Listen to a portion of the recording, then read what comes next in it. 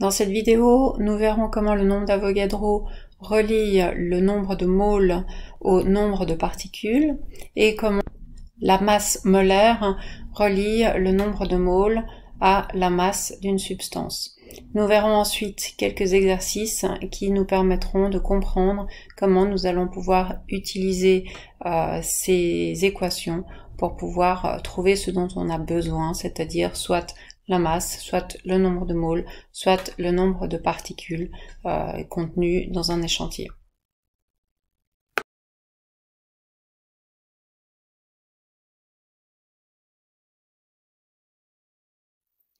Vous avez appris l'an dernier que la mole est une quantité de matière, que cette quantité de matière correspond à un nombre qu'on appelle le nombre d'Avogadro et qui vaut 6,02 fois 10 puissance 23.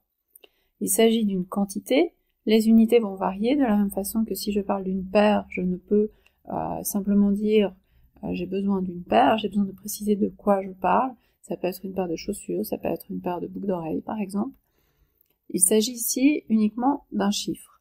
Dans une mole d'atomes, il y a 6,02 fois 10 puissance 23 atomes. Dans une mole de molécules, il y a 6,02 fois 10 puissance 23 molécules.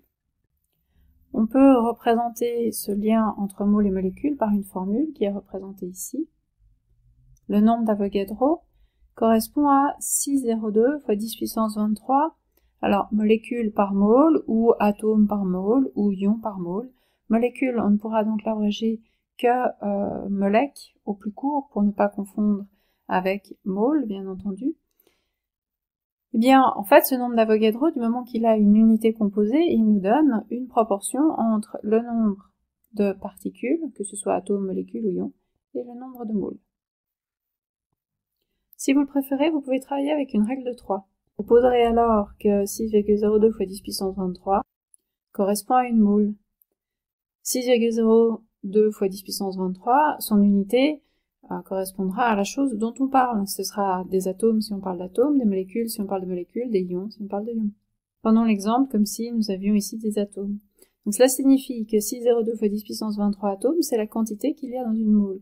Et ce rapport doit être respecté, c'est-à-dire que si j'ai moins d'atomes, j'ai moins de moles. En faisant la division, j'aurai la même valeur, donc une égalité.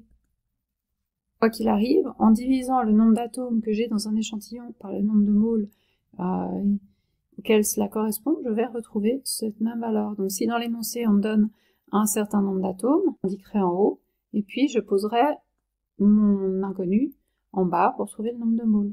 Au contraire, si dans mon énoncé on me donne le nombre de moles, je l'indiquerai en bas et je chercherai mon inconnu qui est cette fois le nombre d'atomes.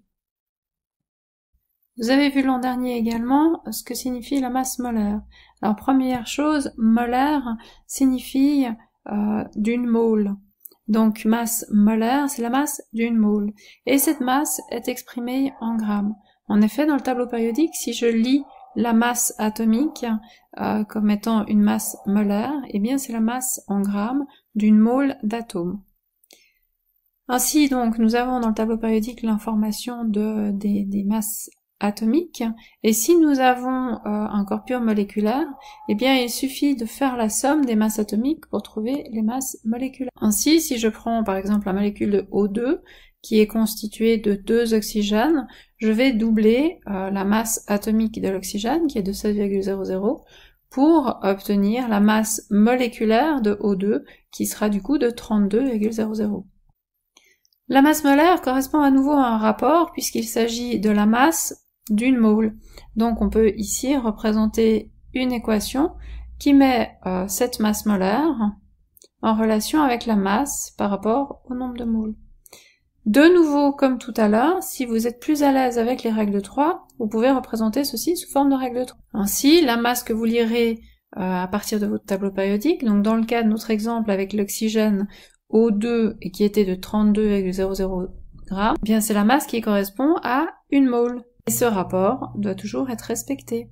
Ainsi, si dans mon énoncé je connais par exemple la masse, eh bien je pourrais chercher le nombre de moles.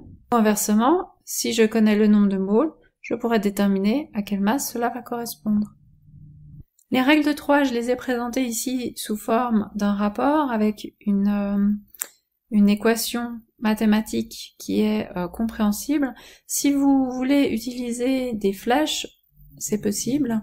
Faites attention toutefois parce que mathématiquement ça ne représente rien, donc si vous représentez quelque chose comme ceci, ce n'est pas faux, mais ce n'est pas mathématiquement complet, donc je vous demanderai à ce moment-là d'écrire x égale, et puis de préciser 32,00 grammes fois le nombre de moles de l'énoncé divisé par une mole, pour que cela devienne mathématiquement compréhensible. Pour résumer ce que nous venons de voir, eh bien le nombre d'Avogadro nous permet de faire le lien entre le nombre de particules, atomes, molécules ou ions, et le nombre de moles. Mais nous avons vu également qu'il est possible de faire le lien entre la masse et le nombre de moles grâce à la masse molaire que vous trouvez dans le tableau périodique. Certains d'entre vous ont probablement utilisé l'an dernier une méthode qui lie directement le nombre de particules à la masse et qui est tout à fait correcte. Cela dit, je la déconseillerais cette année parce que en réalité, le nombre de particules, c'est quelque chose qui va pas tellement nous intéresser et finalement, c'est vraiment ce calcul-là qui va rester pour la suite. Donc, il faut savoir faire l'autre, mais si vous mettez vraiment dans la peau d'un chimiste, ce qui est important, c'est vraiment le nombre de moles, et c'est vraiment de cela qu'on parlera sans arrêt. Pourquoi? Parce que le nombre d'atomes, c'est pas quelque chose qui est concret. Si vous allez au labo, vous allez jamais travailler avec un nombre d'atomes. Vous allez travailler avec des moles d'atomes, ou éventuellement une demi-mole d'atomes. Mais pour qu'on soit bien clair, par exemple, si on prend une mole de carbone, ça pèse 12 grammes. Donc, au labo, 12 grammes, c'est une masse qu'on est susceptible d'utiliser. Par contre, un atome de carbone, ça pèse quelque chose de l'ordre de 10 puissance moins 24 grammes. Donc là, on n'est pas du tout dans une masse qu'on va pouvoir utiliser pratiquement, et c'est pour ça qu'on pourra mettre en parenthèse ce nombre d'atomes, parce qu'on l'aura jamais avec nous concrètement. Le travail du chimiste est au laboratoire, et au laboratoire, l'ordre de grandeur avec lequel nous travaillerons, c'est celui de la mole.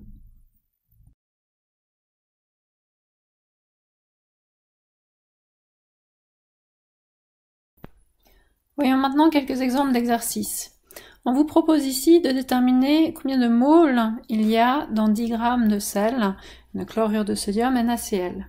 Cela signifie qu'on vous donne la masse, en l'occurrence 10 grammes, et qu'on vous demande le nombre de moles, ici. L'outil dont nous avons besoin pour passer de la masse au nombre de moles est donc la masse molaire que l'on trouve dans le tableau périodique. Le tableau périodique nous indique que le sodium a une masse de 22,99 grammes par mole et que le chlore a une masse de 35,45 grammes par mole. En additionnant ces deux masses, on trouve que la masse molaire de NaCl est de 58,44 grammes par mole. Si l'on remplace dans notre équation outil les valeurs connues, eh bien nous obtenons l'équation suivante que nous pouvons facilement résoudre, extraire x, permet de répondre à la question. Nous avons 0,17 mol de NaCl dans 10 grammes. Deuxième exemple, on vous demande combien pèsent 500 atomes de fer. Nous connaissons donc N et cherchons M. Nous voyons sur notre dessin qu'il nous faudra effectuer deux étapes. La première nous permettra de trouver le nombre de moles auquel correspondent 500 atomes de fer, et la deuxième nous permettra de répondre à la question en identifiant la masse que pèsent ces 500 atomes de fer. Le premier outil est donc le nombre d'Avogadro. Remplaçons dans l'équation avec les données connues et nous extrayons x. Nous trouvons 8,31 fois 10 puissance moins 22 moles.